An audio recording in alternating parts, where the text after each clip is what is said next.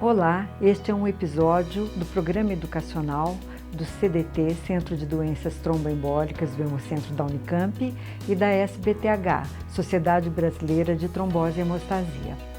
Eu sou Joyce Aniquino, atual coordenadora do CDT e presidente da SBTH. Estarei com vocês durante todo esse programa. Espero que aproveitem. Um dos maiores desafios para os médicos que atendem pacientes com trombose venosa é o tempo de manutenção da anticoagulação. E para falar desse assunto, eu estou aqui hoje com o Dr. Marcelo Burihan, que é cirurgião vascular e coordenador da residência médica do Hospital Santa Marcelina.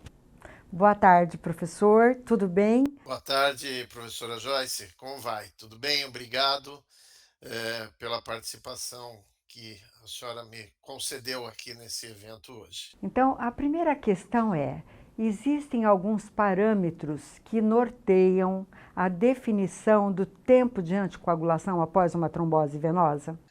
Nós sabemos que, em muitos casos, nós podemos manter aí a anticoagulação de 3 a 6 meses, né? E, logicamente, com certeza a gente para em muitos pacientes.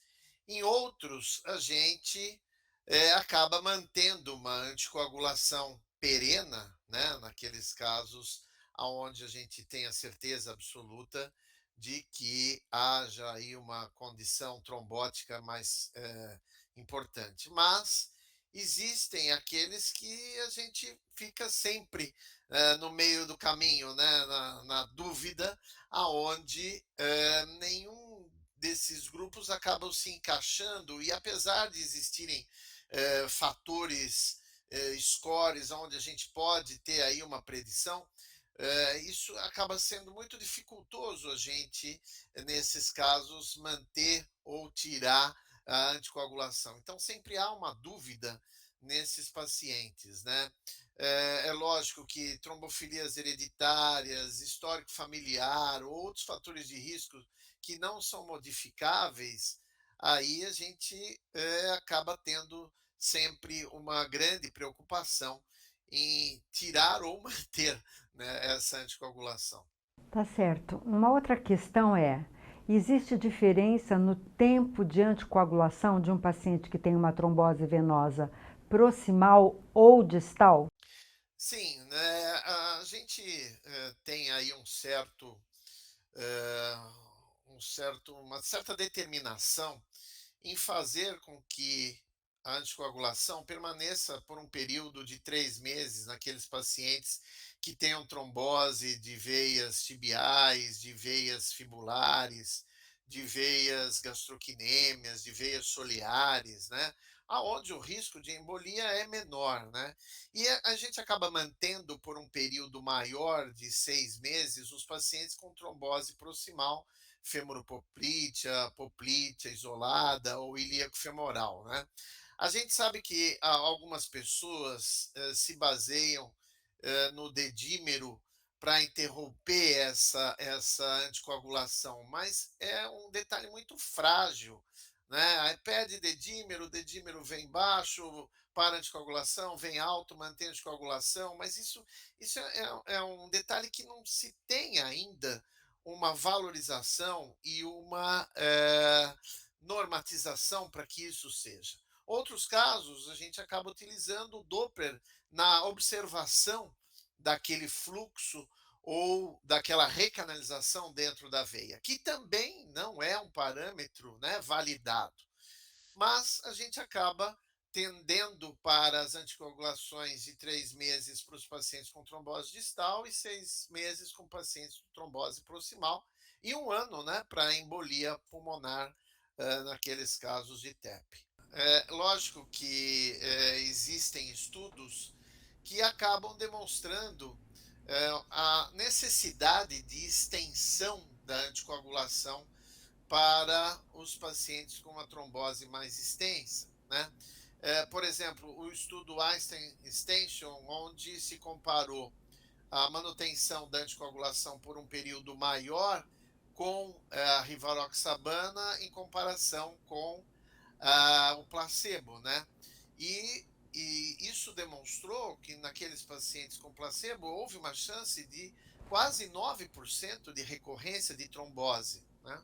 Detalhando aí uma necessidade de se manter uma extensão de anticoagulação para muitos pacientes, né? Outro detalhe também é que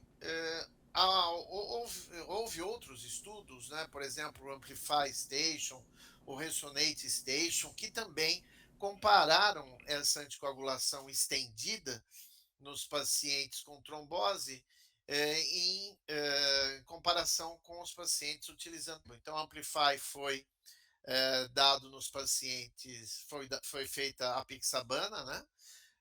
De 2,5 e de 5 miligramas, e um outro grupo, o placebo. E nos pacientes do Resonate foi feito da bigatrana comparado com o placebo. E também nesses dois estudos demonstrou-se que a recorrência poderia existir e chegou aí até 5% mais ou menos nos pacientes do estudo do Resonate, mais ou menos 8%, quase 9% nos pacientes do estudo do Amplify, né? E a partir disso, outro estudo que foi o Einstein Choice comparou a dose também da rivaroxabana de 20 miligramas, 10 miligramas, e ao invés de ser placebo, comparou com o AS, né? Porque já se mostrou que o placebo teria uma chance maior de ter trombose naqueles pacientes, então, logicamente, foi feito com AS na tentativa de minimizar esse risco, né? E o que se teve foi uma baixa recorrência de trombose nos pacientes que utilizavam tanto 20 quanto 10 miligramas, isso chegou aí a mais ou menos uma recorrência de 1,5%, 1,2%, e nos pacientes que tiveram AS chegou a uma recorrência de quase 4%, né? Então, o que se detalhou desse estudo Einstein Choice foi que, em detrimento da dose de 20 ou de 10 miligramas, realmente baixava-se a recorrência, a chance de recorrência de trombose a níveis importantes, né? Quando comparados com a S ou quando comparados com o placebo no outro estudo do Einstein Station, né? E o mais importante, talvez, seja que não houve sangramento clinicamente significativo nesses pacientes que fizeram tanto uso da rivaroxabana de 20 miligramas quanto o uso da rivaroxabana de 10 miligramas, né? E também com o AS não houve um sangramento significativo, né? E também não houve sangramentos menores nesses pacientes em proporções abusivas, né? Chegou a 2,5%, 2,7% nos pacientes com uma dose maior de rivaroxabana, 2% nos pacientes com rivaroxabana 10% e 1,8% nos pacientes que estavam utilizando aí o ácido acetil salicílico.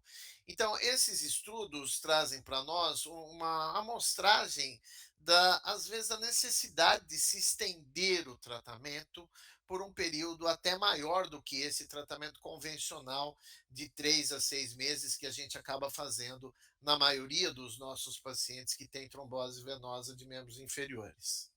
Tá excelente. Acho que é um dado bastante relevante na prática e principalmente se a gente não tem tantas complicações, principalmente as hemorrágicas.